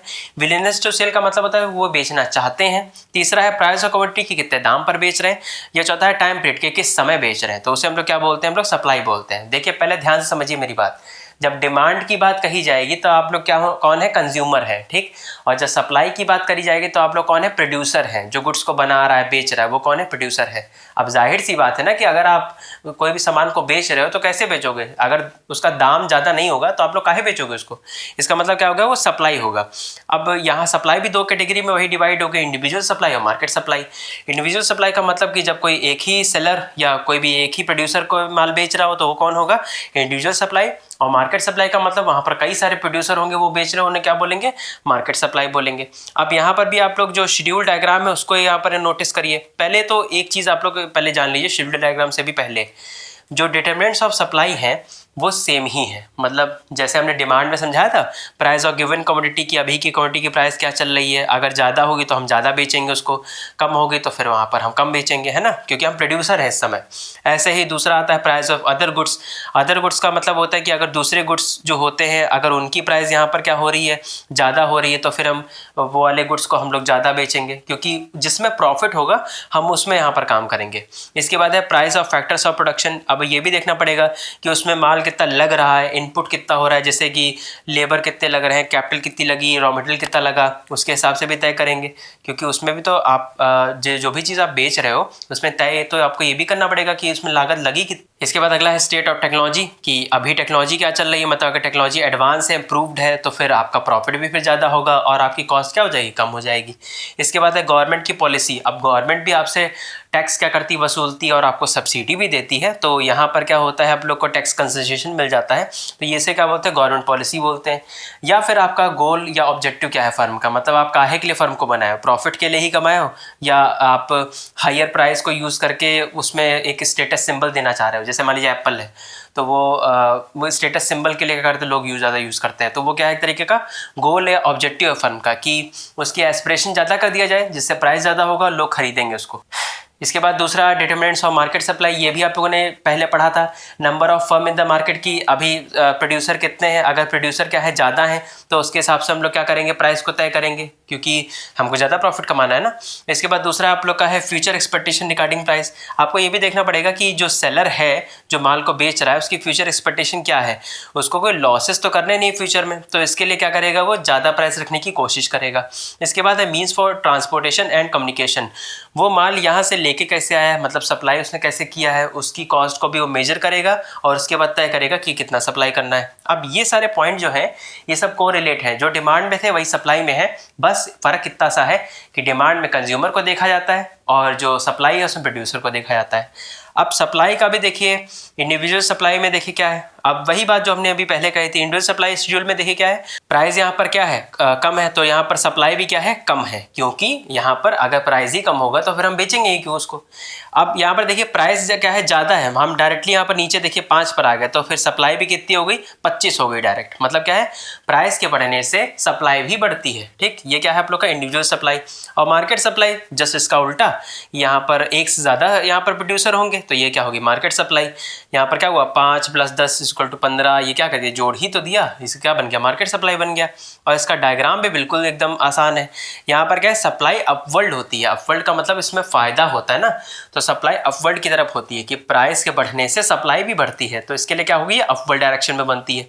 ऐसे अगर हम मार्केट सप्लाई में देखें तो यहाँ पर देखिए 2 लाइन तो हो गई आप लोग की, वो मतलब 2 प्रोड्यूसर के लिए हो गई, और एक जो आप लोग की गाढ़ी कलर की लाइन बनी हुई इसका मतलब होता है कि जो आप लोग की मार्केट सप्लाई की लाइन है। ठीक, तो ये शेड्यूल डायग्राम आप लोग जरूर बनाइएगा तो थोड़ा आसान और हो जाएगा। इसके बाद देखिए अगला टॉपिक आ जाता है कि लॉ ऑफ सप्लाई क्या होता है। लॉ ऑफ सप्लाई का क्या मतलब होता है कि प्राइस के बढ़ने से हम सप्लाई को क्या करेंगे और बढ़ाएंगे, तो उसे हम लोग क्या बोलते हैं लॉ ऑफ सप्लाई बोलते हैं। लेकिन कुछ चीज़ें आप लोग ध्यान रखिए, लॉ ऑफ डिमांड बोल लीजिए या लॉ ऑफ सप्लाई बोल लीजिए, कुछ एजम्पशन होते हैं जो लिखे जाते हैं। एजम्पशन का मतलब होता है कि इन चीज़ों को हम एक जैसा मान के चलेंगे तभी इस टॉपिक को समझ पाएंगे, है ना। तो इसके लिए क्या है यहाँ पर assumption, price of other goods is same, मतलब है कि अदर गुड्स के प्राइस भी सेम रहेंगे, टेक्नोलॉजी में भी कोई बदलाव नहीं होगा। या फैक्टर्स ऑफ प्रोडक्शन, कोई भी अगर मान लीजिए लेबर है कैपिटल है तो उनकी भी कॉस्ट लगभग एक ही रहेगी। या गवर्नमेंट के रूल्स एंड रेगुलेशन को बदले ना, या प्रोड्यूसर जो क्या करे अपना गोल क्या रखे सेम रखे। तो ऐसे केस में जब तक ये एजम्पशंस नहीं लिए जाएंगे तब तक ये चीज़ सिद्ध नहीं होगी। ठीक, क्योंकि आप लोग जब इसको पढ़ेंगे तो आप लोग अपनी भी कुछ इसमें चीज़ें लगाएंगे कि अच्छा हम ये खरीदेंगे नहीं, आप बताएं क्या हो जाएगा। तो यहाँ पर क्या है कि एजम्पशन इसी के लिए लिए जाते हैं कि लोग इसमें कुछ बोल ना सके। अब देखिए यहाँ पर शेड्यूल में देखिए प्राइस यहाँ पर क्या है बढ़ रहा है, तो फिर यहाँ पर क्वांटिटी यानी कि सप्लाई भी क्या हो रही बढ़ रही है, और सेम यहाँ पर डायग्राम बनाया गया, कुछ भी अलग नहीं है। इसके बाद जैसे कि हम लोगों ने डिमांड में एक्सेप्शन पढ़े थे कि कुछ चीज़ें ऐसी भी होती हैं कि हम लोग नहीं मान के चलते हैं, वैसे ही उसे क्या बोलते हैं हम लोग एक्सेप्शन बोलते हैं। पहला आता है आप लोग का फ्यूचर एक्सपेक्टेशन। फ्यूचर एक्सपेक्टेशन का मतलब होता है कि जो प्रोड्यूसर होता है अगर मान लीजिए प्राइस कम हो गया तो फिर वो क्या करेगा सस्ते में बेचना पड़ेगा उसको, कौन प्रोड्यूसर को। ऐसे अगर मान लीजिए सप्लाई अगर कम हो गई, सप्लाई कम का मतलब वो गुड्स कम अवेलेबल है मार्केट में, तो वो क्या करेगा प्राइस को बढ़ा के तब सप्लाई करेगा, है ना। यही तो तरीका होगा, इसे क्या बोलते हैं फ्यूचर एक्सपेक्टेशन बोलते हैं। ये भी चीज़ें हम लोग लॉ ऑफ सप्लाई में नहीं लगा सकते। दूसरा है एग्रीकल्चर गुड्स। एग्रीकल्चर गुड्स का मतलब होता है कि अब जाहिर सी बात है कि प्रोड्यूसर डिपेंड करता है रॉ मटेरियल पे, और रॉ मटेरियल डिपेंड करता है एग्रीकल्चर पे। अगर एग्रीकल्चर किस पे डिपेंड करता है क्लाइमेट पे। अब जिस हिसाब से मौसम होगा उस हिसाब से पैदावार होगी, ये सारी चीज़ें होंगी। तो ये इस पॉइंट को भी लॉ ऑफ सप्लाई में नहीं लगाया जाता क्योंकि ये एक्सेप्शन निकल के आ रहे हैं। इसके बाद है पेरिशेबल गुड्स। पेरिशेबल गुड्स का मतलब जैसे वेजिटेबल फ्रूट ऐसी चीज़ें हो गई, तो इनमें कोई ऐसा खेल नहीं होता है कि प्राइस अगर ज़्यादा होगा तो फिर यहाँ पर सप्लाई भी ज़्यादा होगी, क्योंकि नेसेसिटी है ना, तो गवर्नमेंट इसका रेगुलेट करके रखती है कि ज़्यादा ना हो पाए वरना लोग खरीद ही नहीं पाएंगे। इसके बाद है रेयर आर्टिकल। रेयर आर्टिकल का मतलब होता है कि कुछ ऐसे मतलब जैसे मान लीजिए पेंटिंग है कोई, तो वो पेंटिंग को अगर आप लोग खरीद रहे हो या पेंटिंग को बेच रहे हो वहाँ तो फिर प्राइस ज़्यादा ही होगा, वहाँ पर भी लॉ ऑफ सप्लाई काम नहीं आ पाता। इसके बाद अगला पॉइंट आता है बैकवर्ड कंट्रीज। बैकवर्ड कंट्रीज़ का मतलब होता है कि जो इकोनॉमिकली सही नहीं है कंट्री, जिनकी इतनी हालत बढ़िया नहीं है, उनमें भी ये लॉ ऑफ सप्लाई काम नहीं आएगा, क्योंकि प्राइस बढ़ने से सप्लाई भी ज़्यादा होगी तो वो लोग तो खरीद ही नहीं पाएंगे। इसके बाद देखिए अगला आप लोग का जो डायग्राम बनाने का तरीका वो भी आप लोग समझ लीजिए। पहले तो मूवमेंट और शिफ्ट हमने जैसे पहले बताया था वही से हम अभी भी बता रहे हैं। मूवमेंट में क्या है, मूवमेंट में देखिए एक ही लाइन बनी सप्लाई की, और वो क्या हो रही है अगर राइट वर्ल्ड में जाती तो इंक्रीज और लेफ्ट वर्ल्ड में जाती तो क्या है डिक्रीज है। अब यहाँ पर भी अगर मूवमेंट में बोलते हैं तो बढ़ने को हम लोग एक्सपेंशन बोलते हैं, घटने को कॉन्ट्रैक्शन बोलते हैं। वहीं अगर हम लोग शिफ्ट की बात करें तो शिफ्ट में देखिए क्या है, लाइन पूरी की पूरी आगे पीछे जा रही है, और राइट वर्ड में जाती तो इंक्रीज, लेफ्ट वर्ड में जाती तो डिक्रीज। यहाँ पर सेम ही कहा जाता है। यहाँ पर देखिए इक्विलिब्रियम देखिए एक ही बना हुआ है, जो पी की लाइन ली गई है देखो बिल्कुल सीधी बनी हुई है। यहाँ पर केवल पूरा का पूरा जो लाइन है वही आगे पीछे जा रही है, तो इसे हम लोग क्या बोलते हैं शिफ्ट बोलते हैं। इसका इंक्रीज और डिक्रीज का आप लोग अलग अलग बनाएंगे तो भी आप लोग को बहुत फायदा मिलेगा, ठीक है। इसके बाद देखिए अगला टॉपिक है कि इलास्टिसिटी ऑफ सप्लाई क्या होती है। इलास्टिसिटी ऑफ सप्लाई या प्राइस इलास्टिसिटी ऑफ सप्लाई एक ही बात हुई होती है। प्राइस इलास्टिसिटी ऑफ सप्लाई का मतलब यहाँ पर ये रहता है कि प्राइस के बढ़ने से हम लोग की सप्लाई में कितना फ़र्क आएगा, कम ज़्यादा, बिल्कुल नहीं। इसे क्या बोलते हैं हम लोग, प्राइस इलास्टिसिटी ऑफ सप्लाई बोलते हैं। जैसे कि अब आप लोग कहेंगे कि जाहिर सी बात है कि जब प्राइस अगर ज़्यादा होगा तो सप्लाई भी ज़्यादा होगी, पर सिचुएशन कई सारी आ सकती हैं। हो सकता है वहाँ पर सेलर ज़्यादा आ जाए, सेलर ज़्यादा होंगे तो गुड्स ज़्यादा होंगे, गुड्स ज़्यादा होंगे तो फिर भाई प्राइस कम हो गई, क्योंकि वहाँ पर प्रोड्यूसर क्या हो गए, ज़्यादा हो गए। तो ये सिचुएशन है अलग अलग। इसके लिए सिचुएशन यहाँ पर बनाई गई जिसको बोलते हैं हम लोग kinds of elasticity of supply या degree of elasticity of supply. पहला है आप लोग का परफेक्टली इलास्टिक सप्लाई। क्या मतलब हुआ, बिल्कुल सेम है अगर आप लोग ध्यान से समझ पाए तो, क्योंकि इलास्टिसिटी ऑफ डिमांड और इलास्टिसिटी ऑफ सप्लाई लगभग सेम ही हमको लगता है। आप लोग खुद ही देख लीजिए, प्राइस यहाँ पर क्या है, एक है, पर सप्लाई क्या हो रही है, बढ़ती चली जा रही है। उसे हम लोग क्या बोलते हैं, perfectly elastic supply, ED is equal to infinite. देखिए डायग्राम भी बिल्कुल वही और शेड्यूल भी वही, कोई भी फर्क नहीं इतना। इसके बाद है perfectly in elastic supply. Perfectly in elastic supply में देखिए क्या हुआ, प्राइस यहाँ पर क्या हो रही है, बढ़ रही है, और सप्लाई क्या है, एक ही जैसी कांस्टेंट है। इसे क्या बोलते हैं, परफेक्टली इन इलास्टिक सप्लाई बोलते हैं। इसके बाद अगला आ जाता है आप लोग का highly elastic supply. Highly elastic supply का क्या मतलब होता है कि जब प्राइस क्या है 15 हुआ तो सप्लाई कितने हो गए, 100 से 200 हो गई, मतलब क्या है, ये हाईली इलास्टिक। ठीक, हाईली इलास्टिक का भी डायग्राम एक बार याद कर लीजिएगा। इसके बाद आप लोग का अगला पॉइंट आ जाता है less elastic supply. Less elastic में क्या हुआ, प्राइस 10 से 15 हुआ और सप्लाई किससे हो गए, 100 से 120, मतलब थोड़ी सी सप्लाई बढ़ी। यहाँ पर भी देखिए वही बात आ गई जैसे डिमांड में थी। इसके बाद आप लोग का unit elastic supply. Unit elastic supply में क्या होता है, प्राइस 20 से यहाँ पर 15 हुआ, सप्लाई क्या होगी, आधी बढ़ गई, जैसे क्या बोलते हैं 100 से 150। ये क्या होती है, यूनिट इलास्टिक सप्लाई बोलते हैं। अगर आप लोग ध्यान से मेजर करेंगे तो फिर इलास्टिसिटी ऑफ डिमांड और इलास्टिसिटी ऑफ सप्लाई लगभग सेम है, बहुत ज़्यादा कोई मेजर इसमें अंतर नहीं है। तो आप लोग यूज़ कर सकते हैं इन चीज़ों को अपने एक्सप्लेनेशन में। और ये भी एक बात कि जैसे आप लोग जब एक्सप्लेन करेंगे तो एक्सप्लेन क्या करेंगे, जो हमने चीज़ अभी हिंदी में बोली है आपको वही चीज़ इंग्लिश में वहाँ लिखनी है। मतलब जैसे अभी हमने बोला कि प्राइस अगर मान लीजिए यूनिट इलास्टिक को ही देख लीजिए, प्राइस यहाँ पर 20 से 10 हुआ तो सप्लाई कितनी हो गई, 100 से 150 हो गई। तो इस चीज़ को ही आपको क्या लिखना है, इंग्लिश में लिखना है। और लाइन भी देखिए एक स्ट्रेट लाइन बनी हुई है, सीधी लाइन बनी हुई है, इस चीज़ को आपको एक्सप्लेन करना है। लेकिन हर चीज़ पॉइंट में ही एक्सप्लेन होना चाहिए, तभी आपका एक्सप्लेनेशन बढ़ेगा और देखने में भी ठीक लगेगा। अब देखिए अगला टॉपिक आ जाता है कि मार्केट क्या होता है। मार्केट का मतलब एक ऐसा प्लेस या एक ऐसी जगह, एक ऐसा रीजन जहाँ पर लोग आए, खरीदे, बेचें और काम खत्म। उसे क्या बोलते हैं, मार्केट बोलते हैं। मार्केट 4 चीज़ से मिलकर बना है। पहले तो एरिया। एरिया का मतलब होता है किस जियोग्राफिकल एरिया पर उसको करा जा रहा है, वो से क्या बोलते हैं हम लोग, एरिया बोलते हैं। दूसरा है buyers and seller. Buyers and sellers का मतलब होता है जो आपस में आए, कांटेक्ट करें और कोई भी गुड्स को क्या कर ले, एक्सचेंज कर लें। तीसरा आप लोग का कमोडिटी। कमोडिटी का मतलब वो गुड्स जो लोग एक्सचेंज करना चाहते हैं, परचेज सेल करना चाह रहे हैं। चौथा आप लोग का कंपटीशन। कंपटीशन का मतलब होता है कि जो सेम कंडीशन में कई तरीके से चेंजेस करता है। जैसे मान लीजिए आप कोई सामान बेच रहे हो और आपके जैसा कोई दूसरा भी बेच रहा हो तो उसे क्या बोलते हैं, कंपटीशन बोलते हैं। ठीक, तो ये 4 चीज़ से मिलकर क्या बना है, मार्केट बना है। इसके बाद आप लोग का अगला आप लोग का आ जाता है मेन फैक्टर क्या क्या हो सके मार्केट स्ट्रक्चर के अंदर। पहला आता है number of buyers and seller, मतलब उस एरिया में बायर्स एंड सेलर कितने हैं, ज़्यादा है कम है, उसके हिसाब से आप तय करोगे कि आपकी प्राइस क्या होगी, कितनी होगी। दूसरा है नेचर ऑफ कमोडिटी, कि आप क्या माल बेच रहे हो। जैसे कि आप कोई एसेंशियल चीज़ें बेच रहे हो या फिर आप अकेले हो मार्केट में और आप ही सब कुछ बेचते हो, मतलब कोई दूसरा प्लेयर नहीं है मार्केट में। इसके बाद तीसरा है freedom of movement of firm.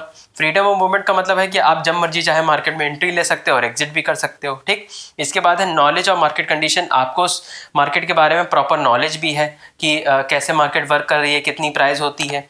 और पांचवा आप लोग का mobility of goods and factors of production, मतलब उसके बनाने की लागत कितनी है और ट्रांसपोर्टेशन की पूरी लागत कितनी है, उसे क्या बोलते हैं, mobility of goods and factors of production. अब जो मार्केट है या मार्केट स्ट्रक्चर है या फॉर्म्स ऑफ मार्केट है, कई तरीके से बोला जाता है।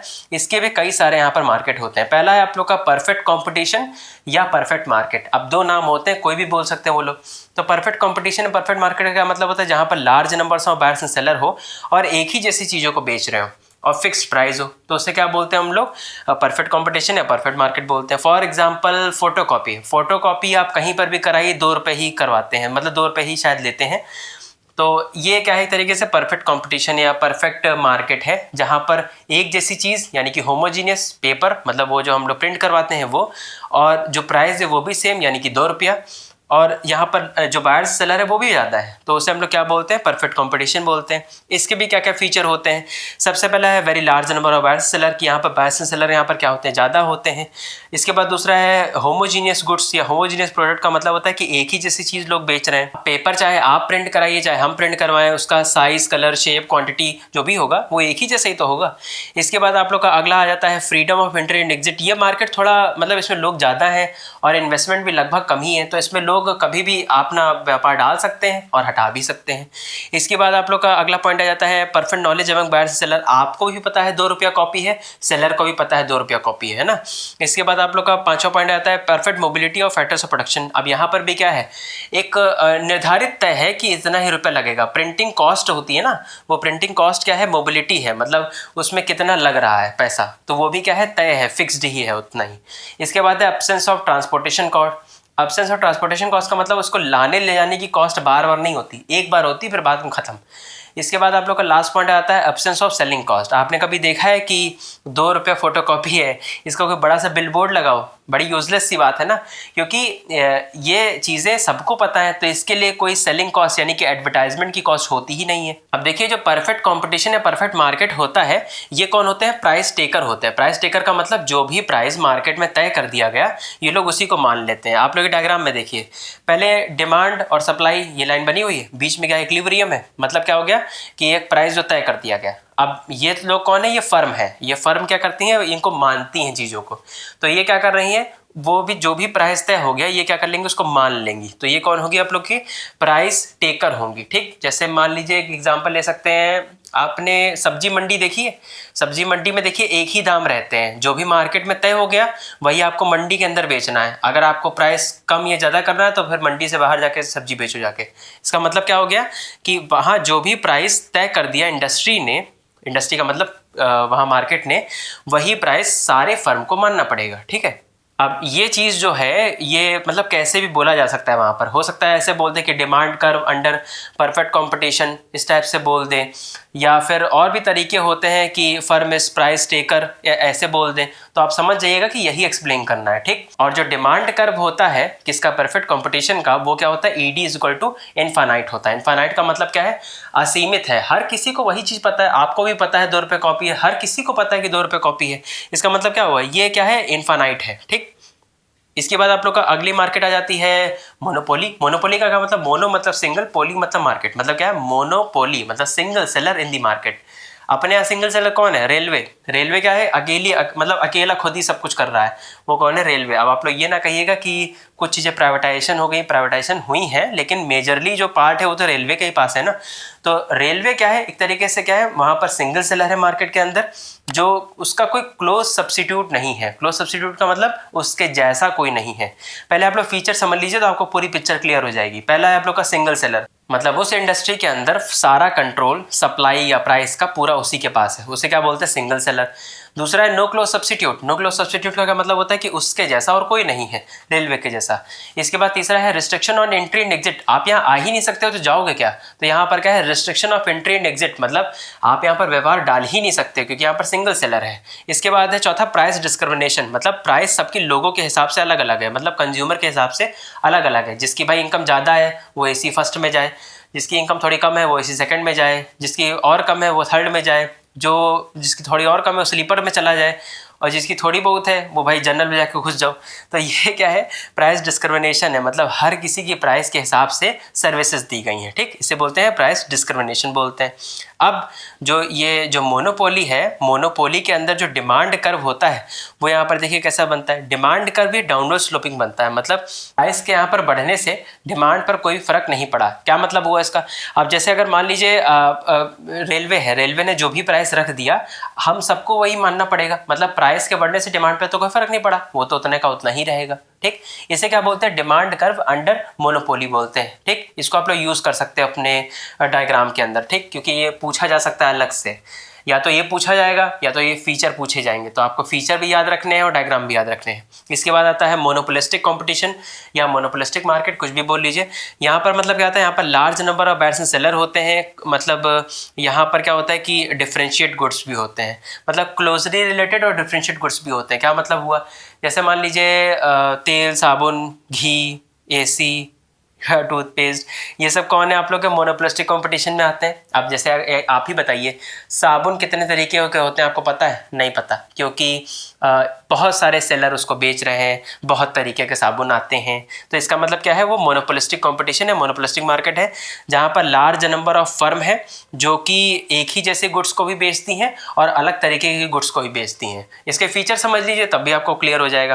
पहला है यहाँ पर लार्ज नंबर ऑफ सेलर, कि यहाँ पर सेलर क्या है, यहाँ पर ज़्यादा हैं, बेचने वाले यहाँ पर ज़्यादा हैं। दूसरे है प्रोडक्ट डिफ्रेंशिएशन, प्रोडक्ट अलग अलग होते हैं, जैसे कि साइज़, कलर, शेप या जैसा भी प्रोडक्ट हो वो अलग होता है, तो उसे क्या बोलते हैं, प्रोडक्ट डिफरेंशिएशन। तेल, साबुन, घी या जो भी है ये सब अलग अलग है ना, तो इससे क्या बोलते हैं, प्रोडक्ट डिफरेंशिएशन बोलते हैं। ठीक, इसके बाद आता तीसरा आ जाता है आप लोग का सेलिंग कॉस्ट। यहाँ पर सेलिंग कॉस्ट बहुत ज़्यादा होती है। आप पेस्टोडेंट, कोलगेट, इन सब के ऐड कितने आते हैं, तो यानी कि सेलिंग कॉस्ट यानी कि एडवर्टाइजमेंट की कॉस्ट यहाँ पर क्या होती है, ज़्यादा होती है। इसके बाद चौथा आता है freedom of entry and exit. आप इस मार्केट में आ सकते हो, बेच सकते हो, जा भी सकते हो, क्योंकि ये मार्केट थोड़ा सा मतलब वाइड है।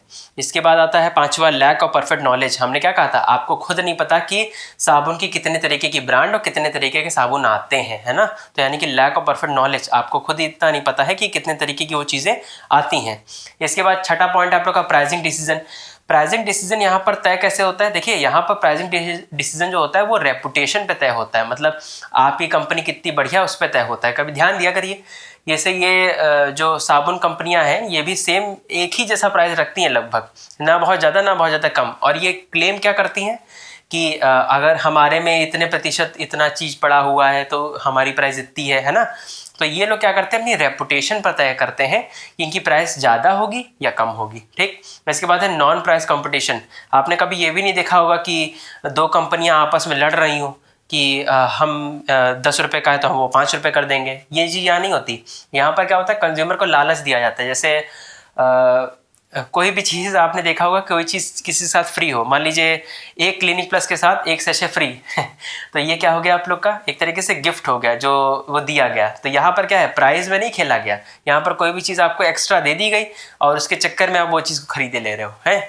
तो यहाँ पर जो डिमांड कर्व होता है अंडर मोनोपोलिस्टिक, इसके अंदर क्या होता है, ये भी देखिए डाउनवर्ड स्लोपिंग होता है, इसमें ज़्यादा कुछ अंतर नहीं होता। लेकिन यहाँ पर प्राइस के बढ़ने से डिमांड पे फ़र्क बहुत आता है। ठीक, क्योंकि यहाँ पर नेगेटिव स्लोप बन जाता है ना, कि अगर प्राइस ज़्यादा होगा तो डिमांड पर भी फ़र्क आ जाएगा यहाँ पर। ठीक, इसके बाद आता है आप लोग का ओलिगोपोली मार्केट। ओलिगोपोली मार्केट क्या मतलब होता है, ये महंगी मार्केट है। मतलब क्या हो गया, यहाँ पर फ्यू सेलर है मार्केट के अंदर और वो होमोजीनियस भी गुड्स को बेचते हैं और अलग अलग गुड्स को भी बेचते हैं। जैसे मान लीजिए कार कंपनी ज़्यादा तो है नहीं, 100 करोड़ 200 करोड़ 500 करोड़ 1000 करोड़, पता नहीं कितना तो रुपया लगता है यहाँ पर।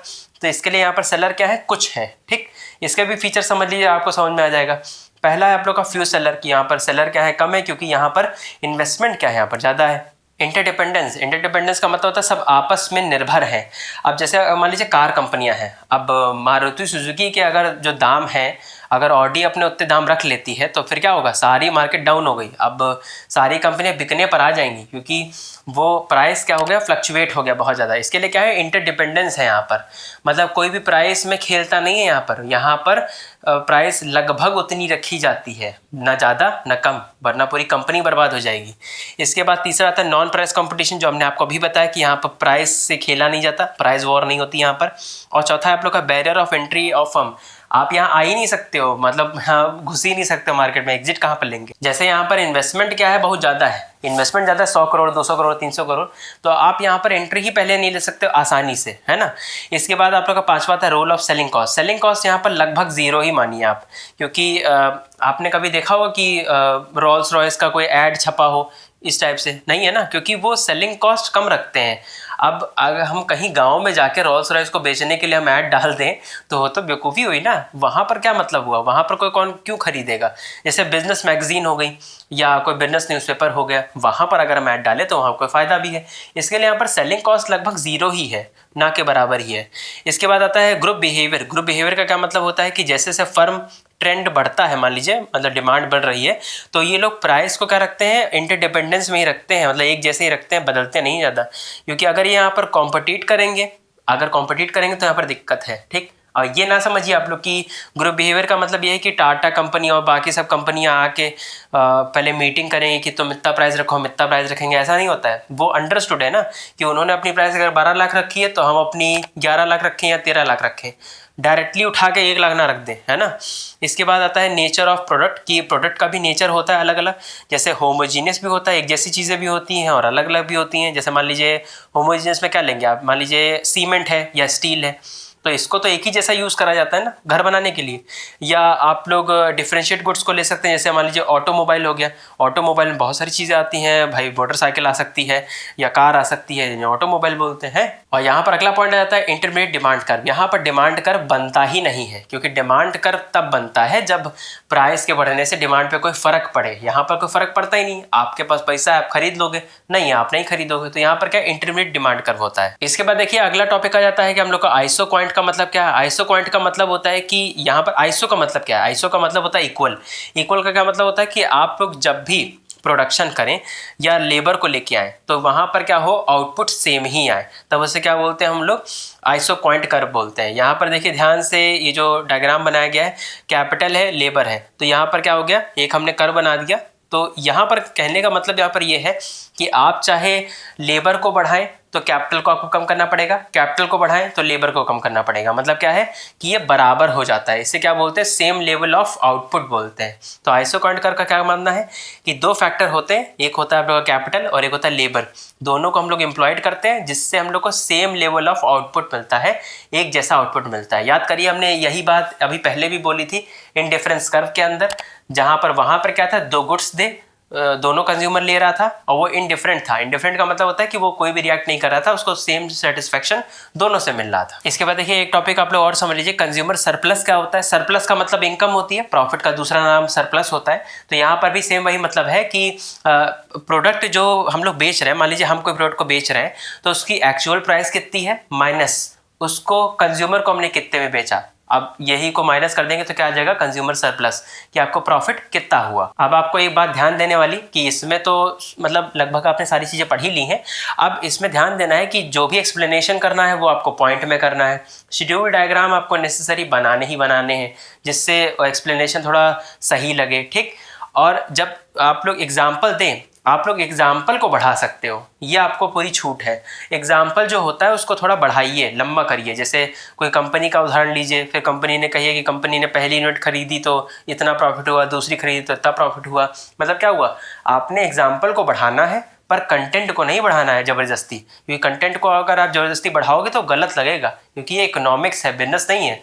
बिजनेस में आप लोग बढ़ा देते हो लेकिन इकोनॉमिक्स में जो होता है वही लिखा जाता है, ठीक है। वन शॉट में वीडियो पूरी कंप्लीट हो चुकी है। आप लोग को इस वीडियो को कम से कम 3 से 4 बार देख लेना है जिससे आपको सारे टॉपिक याद होने लग जाए। और ध्यान देना है कि इसमें जितने भी डायग्राम और जो आप लोग के शेड्यूल बताए गए हैं उसको याद कर लीजिएगा, जिससे आप लोग जब उसको बनाओगे तो एक तो कंटेंट भी आपका बढ़ेगा और वो सही भी लगेगा। वीडियो को शेयर करते रहिएगा। All the best for the exam. मिलते हैं नेक्स्ट वीडियो में।